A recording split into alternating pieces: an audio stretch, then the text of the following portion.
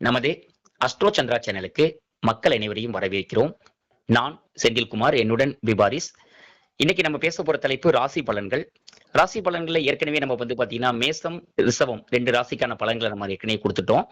இன்னைக்கு நம்ம 3வது ராசியான மிதுன ராசியை நோக்கி போறோம். மிதுன ராசி, மிதுன லக்கணத்துல பிறந்தவங்க மற்றும் மிருகசீரிச நட்சத்திரத்துடைய 3ஆம் பாதம், 4ஆம் பாதம், திருவாதிரை நட்சத்திரத்துடைய 4 பாதங்கள், புனர்பூச நட்சத்திரத்துடைய முதல் 3 பாதங்கள் அடங்கிய மிதுன ராசியும் மிதுன லக்கணத்திலையும் பிறந்தவங்களுக்கு இன்றைய ராசி பலன்களை நம்ம பார்க்க இருக்கோம். விபாரிஸ் வணக்கம். வணக்கங்கண்ணா. ஓகே, நம்ம இப்ப மிதுன ராசி மிதுன லக்கணத்துக்கான பலன்களை சொல்றோம். சொல்லுங்க. குரு லக்கணத்திலேயே இருக்காரு, வக்கரமாகி இருக்காரு, என்ன சொல்றீங்க? குரு 1ஆம் வீட்டுல இருக்கிறது வந்து பாத்தீங்கன்னா புதுசா ஏதாவது ஒரு ஸ்டார்ட் பண்றதுக்கு என்ன உகந்த டைம். அருமை. மிதுன லக்னத்துக்கு புதுசா ஒரு தொழில் தொடங்குறதோ, கல்யாணத்துக்கோ குரு பலன் நல்லா இருக்குது. சோ கல்யாணத்துக்கு வரன் பாக்குறவங்க கல்யாணத்துக்கு வரன் பார்க்கலாம். சோ கல்யாணம் ரெடி ஆகலாம். அருமை. சோ இதெல்லாம் வந்து குரு வந்து பாசிட்டிவான கிரகம். 1ஆம் வீட்டுல கொண்டிருக்கிறது ரொம்பவே சிறப்பு. ஆரோக்கியத்துக்கு நல்லா இருக்கு, உடல் ஆரோக்கியம் இதுக்கு நல்லா இருக்குது. ஏதாவது புதுசா ஒரு கோர்ஸ் எடுத்து படிக்கிறதுக்கு, ஏதாவது ஒரு ஷார்ட் டைம்ல கோர்ஸ் எடுத்து படிக்கிறது, வேலை சம்பந்தப்பட்டதுல ஏதாவது ஒரு கோர்ஸ் படிக்கிறதோ. ஏன்னா 9ஆம் வீட்டுல தான் இந்த டைம் வந்து கிரகணம் நடக்குது. 9ஆம் வீட்டுல கிரகங்கள் கும்ப ராசியில வந்து கிரகங்கள் அதிகமா நடக்குது. கிரகணம் எப்ப நடக்குது? பிப்ரவரி 17ல இருந்து 17ஆம் தேதி கிரகணம். சோ பிப்ரவரி 17 வந்து 2026 பிப்ரவரி 17ஆம் தேதி செவ்வாய்க்கிழமை கிரகணம் நடக்குது. மிதுன ராசிக்கும் அந்த கிரகணம் நடக்கிற நேரம் வந்து பாத்தீங்கன்னா கிட்டத்தட்ட 17ஆம் தேதி அன்னைக்கு நடக்குது. சோ விபாரி சொன்னாங்க அவங்களுக்கு வந்து ஆரோக்கியம் சிறப்பா இருக்க வாய்ப்பு இருக்கு. திருமணத்துக்கு வரன் தேடிட்டு இருக்கக்கூடிய மிதுன லக்கணம் மிதுன ராசியை சேர்ந்த அன்பர்களுக்கு இந்த மாதம் மாசி மாதத்துல திருமணம் கை கூடுவதற்கான வாய்ப்புகள் அதிகபட்சமான வாய்ப்புகள் இருக்கு அப்படிங்கறத சொல்லியிருக்காங்க. குரு அவங்களுடைய திருமண ஸ்தானத்தை குரு பார்த்துட்டு இருக்காரு. குரு வக்கரமாகி இருக்காரு. குரு பார்க்க கோடி நன்மை அப்படிங்கிறதுக்கு இணங்க 7ஆம் வீடுங்கிறது திருமணத்தை குறிக்கும் அப்படிங்கிறதுனால குருவோட 7ஆம் பார்வை அங்க தனுசு ராசி மேல குருவோட 7ஆம் பார்வை விழுறதுனால திருமணத்துக்கான சாத்தியக்கூறுகள் வலுப்பெறுது. அதே நேரத்துல அப்பா ஸ்தானமான 9வது வீட்டுல கிரகணம் நடக்கிறதுனால மிதுன லக்கணம் மிதுன ராசியில பிறந்தவங்களுடைய தந்தையார், அதாவது அப்பாவுடைய ஸ்தானம், அவங்க மேல ரொம்ப கவனம் வச்சுக்கிறதும், அவங்களுடைய ஆரோக்கியத்துல ரொம்ப விழிப்புணர்வோடு இருக்கிறதும், உடல்நலம் பாதிக்கப்பட்டவங்க மருந்து மாத்திரைகளை தவறாம எடுத்துக்கிறதும் இந்த மாதத்துல ரொம்ப ரொம்ப முக்கியம் அப்படிங்கிறதையும் நம்ம வந்து நினைவில் கொள்ளணும். அதே மாதிரி வேலை பார்க்குற இடத்துல அவங்களுடைய முதலாளி அப்படின்னு சொல்லக்கூடிய பாஸ் அவங்களுடைய நடவடிக்கையில கொஞ்சம் நீங்க விழிப்புணர்வோடு இருக்கணும். ஸோ பாஸ் சொல்லக்கூடிய எல்லாத்தையுமே குருட்டுத்தனமா நம்பாம எதை நம்புறது எதை நம்பக்கூடாதுங்கிறத புரிதலை நீங்க வளர்த்துக்கணும். ஏன்னா 9வது வீட்டுக்குள்ள ராகு பகவான் போயிட்டு இருக்கிறதுனாலையும் கிரகணம் நடக்கிறதுனாலையும் 9வது வீடுங்கிறது முதலாளி அப்படிங்கிற இடத்துக்கு, அதாவது பாஸ்ன்னு சொல்லக்கூடிய இடத்துக்கு அதிபதி அப்படிங்கிறதுனாலையும் அந்த இடத்துக்குள்ள சூரிய பகவான் இருக்கிறதுனாலையும் இந்த பாஸ் சார்ந்த விஷயங்கள்ல ஒரு விழிப்புணர்வு தேவை. வேற என்ன விபா சொல்லணும் நம்ம? கண்டிப்பாங்க, நீங்க சொல்றது கரெக்ட், 100க்கு 100 உண்மை. ஏன்னா இங்க வந்து ஒர்க் பண்றாங்க வந்து பாஸ் வந்து கிரெடிட் எடுத்துட்டு போறதுக்கான வாய்ப்பு அதிகம். சோ அதனால வந்து பாத்தீங்கன்னா உங்களுக்கு 9ஆம் வீட்டு சனி வந்து 10ல போய் உட்காந்துருக்காரு. ஏன்னா இவங்கள வந்து ஆல்ரெடி ஹெவியா ஒர்க் லோடு அதிகமா இருக்கு. ஏன்னா சனி 10ல பயிற்சி ஆனதுல இருந்து ஒர்க்ல வந்து ப்ரெஷர் அதிகமா ஃபேஸ் பண்ணிட்டு இருக்காங்க. சோ ஒர்க் ப்ரெஷர் வந்து இந்த என்ன பார்க்கும்போது கம்மிங் மந்த்ஸ்ல வந்து ஒர்க் அதிகமா இருக்கும் அப்படிங்கிற மாதிரி தான் இருக்கு. சோ சனி 10ல போயிட்டு இருக்கும்போது ப்ரெஷர் அதிகமா இருக்கும். சோ ஒர்க் ப்ரெஷர் இவங்களுக்கு வந்து இந்த மாசம் பாத்தீங்கன்னா உங்களுக்கு இருக்கும். டிராவல் ஒர்க் ரிலேட்டட் டிராவல்ஸ்க்கும் அமைப்பு இருக்கு. ஓகே, டிராவல்ல ஏதாவது மிஸ்டேக் ஆகிறதுக்கு சான்ஸ் இருக்கா? ஏதாவது தப்பு செய்யறதுக்கு வாய்ப்பு இருக்கா? இல்ல, பாஸோட கம்யூனிகேட் பண்ணும்போது கேர்ஃபுல்லா இருக்கணும். ஏன்னா இப்ப விஷயம் என்னன்னா இந்த டைம்ல புதன் வக்கரமா இருக்கிறதுங்கிறதா ஒரு மெயினான விஷயம்.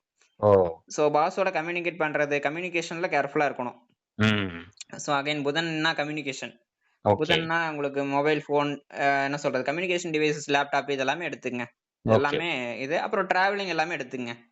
டிராவலிங் அப்படிங்கும்போது உங்களுக்கு புதன் வக்கரமா இருக்கும்போது டிராவல் பண்ணும்போது ஏதாவது ஒரு விஷயத்தை மறந்துட்டு மறுபடியும் நம்ம ரிவ்யூ பண்ற மாதிரி இருக்கும்.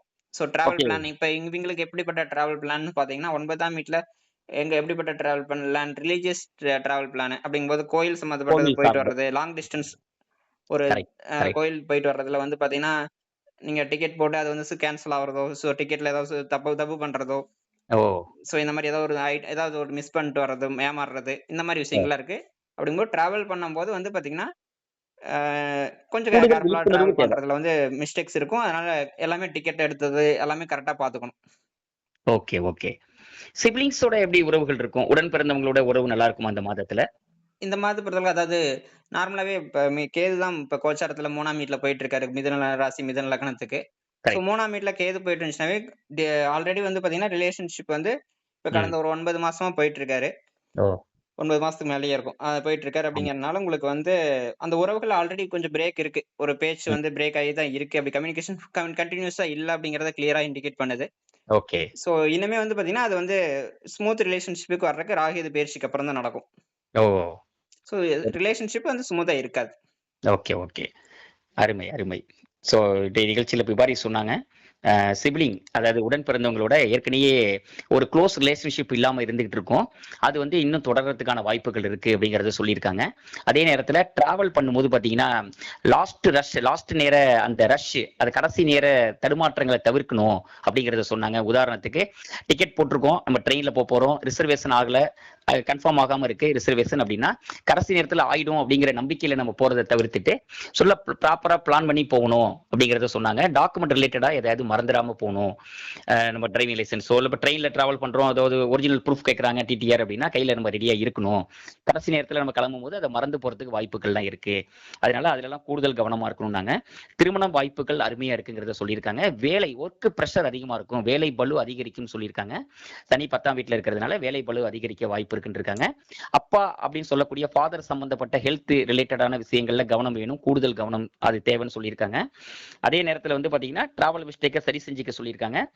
மற்றபடி பாத்தீங்கன்னா பாஸ் விஷயத்துல கொஞ்சம் அவேர்னஸோட விழிப்புணர்வோட இருந்தோம்னா நமக்கு நெருக்கடிகள் ஏற்படாம தவிர்த்துக்க முடியும் அப்படிங்கிற தகவல்கள்லாம் இந்த நிகழ்ச்சியில நம்ம தெரிஞ்சுக்கிட்டோம்.